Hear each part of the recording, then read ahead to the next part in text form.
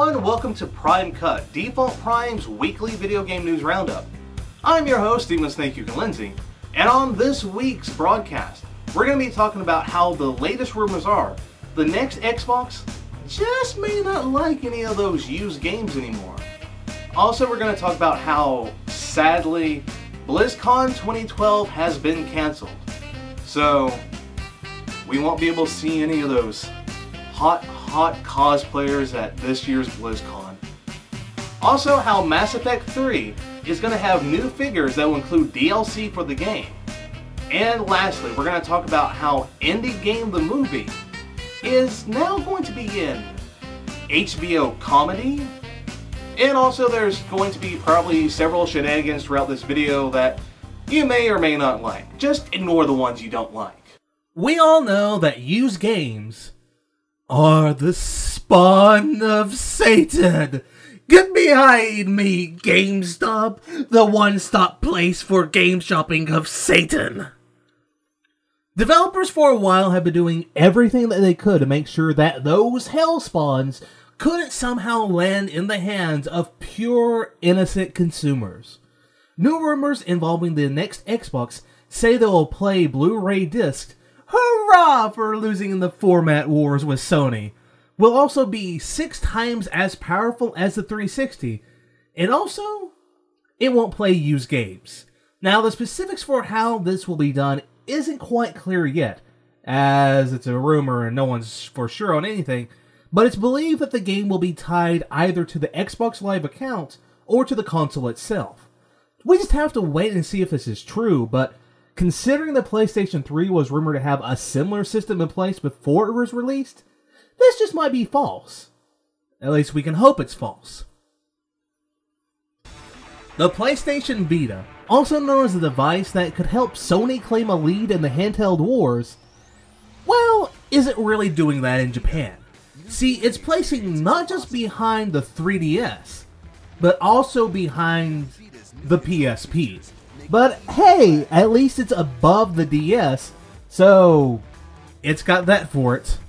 With only 15,000 units sold last week, it's following way behind the 3DS's nearly 81,000 units sold that same week. The reason currently seems to be that it's due to the Japanese market having no real system seller out there for it just yet. But just because it's dragging in Japan doesn't really mean it won't do well in other regions. I mean, look at the 360. Doesn't do so well in Japan, everyone likes it everywhere else. I can hear the screams and wails of level 60 orcs everywhere. And it's kinda scary. BlizzCon for this year won't be happening on the grounds of it being cancelled, which is very strange as in most years tickets sell out really fast. The reason for this is because of an ambitious workload, including a new MMO currently codenamed Titan. But seriously, Blizzard, can't you think of the cosplayers? The hot girls dressed up. Oh, and for the girls, all those nerdy guys. Yeah. Rayman Origin has come out on nearly every console that there is out there, including the upcoming PlayStation Vita. Now we can add the 3DS to that list of consoles that said game will or has come out on, because as we know, the stylized, hand-drawn 2D game is perfect for 3D. If all that has piqued your interest, you can nab it on March 20th. Or you can get it on the PlayStation Vita when it launches in America. Remember, these are not toys, they're action figures. Previous installments of the series have had figures made from them, but none of them had any benefits. Besides just being a neat figure you can put up in your room and tell everyone about. Or pretend that fictional character is in love with you. Now with Mass Effect 3, all of that will be changing. These figures will come with DLC codes that will unlock a variety of things. Be it a new weapon, character boost, weapon mods or upgrades, or a new costume. Now as these codes are randomized, there's no real way to know which figure will unlock what. Now there are 4 figures and each one costs $20 individually, or you can get all of them for $75. You can get them from either BioWare store or BigBadToyStore.com. The original Darksiders had mixed reviews. Some liked it, some hated it, some just felt meh. Now that the next installment has been revealed, many appear to be looking forward to it more so than the original. Their latest trailer has no gameplay at all, just like a good trailer should be, and tells us that Death is still alive. Well, of course Death is still alive. I learned that all too well in Castlevania. He can't die. Oh, and he's also an asshole that steals all of your weapons and powers. While this is still an unconfirmed report, many out there are saying that Microsoft is going to ditch their Microsoft Fun Points by end year. By the end of the year, prices will change from points to denominations that fit the user's part of the world. Though, if they do make this change, the question is, why? While 240 Microsoft points may be confusing for several people to figure out its real-world value, it's $3 American if you don't know. Isn't that the whole point of it? Real money is put into fictional money standards, which, in turn, makes us more likely to buy stuff if we don't know the real value of it. Right? Or am I just crazy? Also, it's probably the main reason I'm now in debt with Microsoft. Just maybe. The interwebs were in an uproar over a change in their upcoming precious little game, Diablo 3. See, in the previous game and in some other dungeon crawlers, to know the name, use, stats, and what have you of an item, you had to use an item called a Scroll of Identification. You know, a scroll that is always identified. And it requires no scrolls of identification to identify it.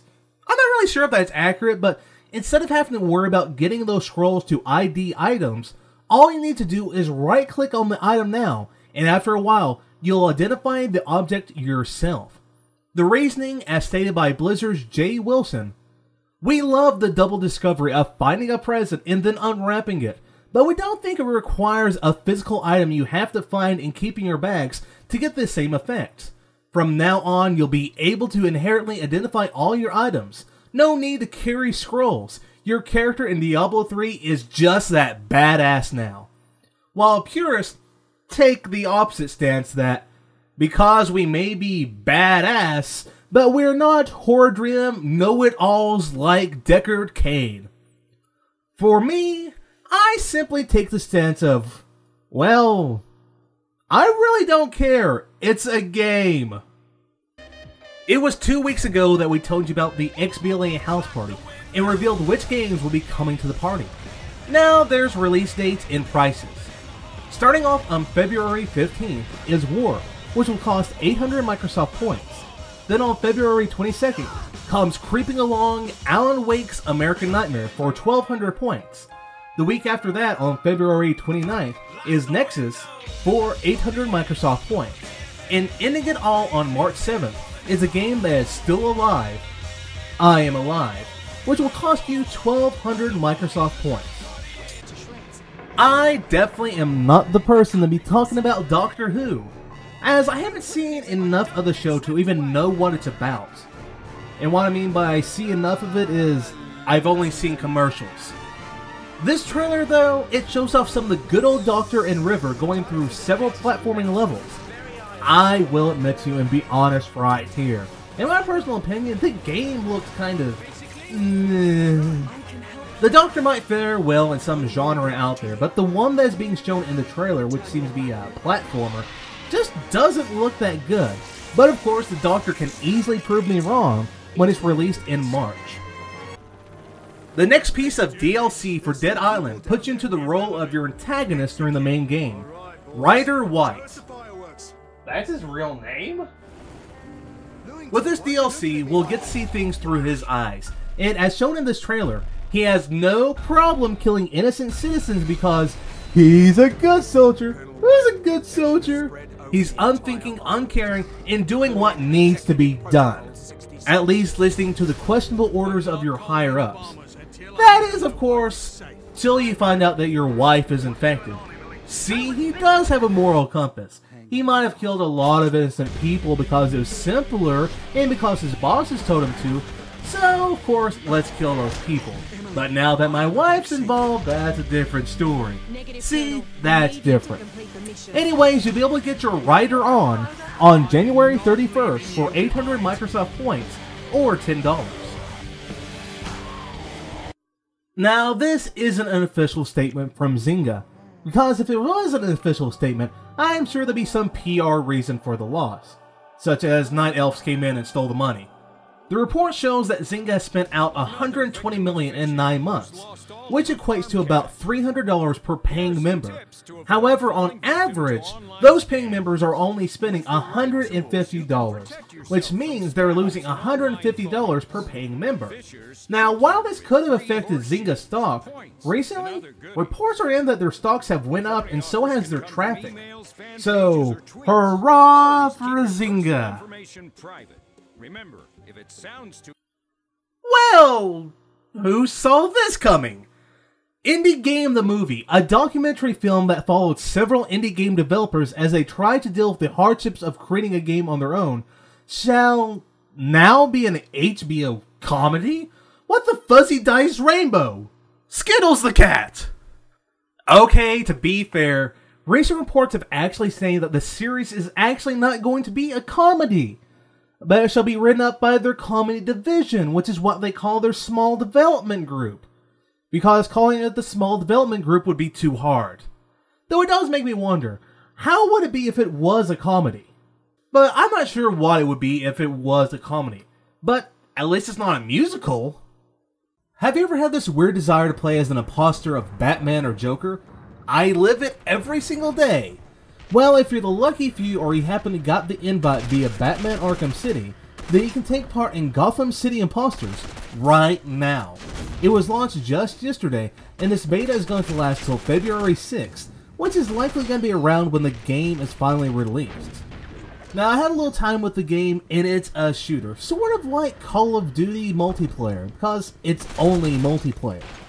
And the main thing I can say about it is, I'm not too bad at this game. I'm also not too good. I'm somewhat in the middle.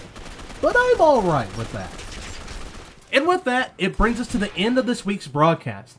For more news involving the video game world, bookmark our website, defaultprime.com, and to be up to date on our weekly roundups and our reviews and previews, subscribe to us here. And as I always say, till next time, gamers!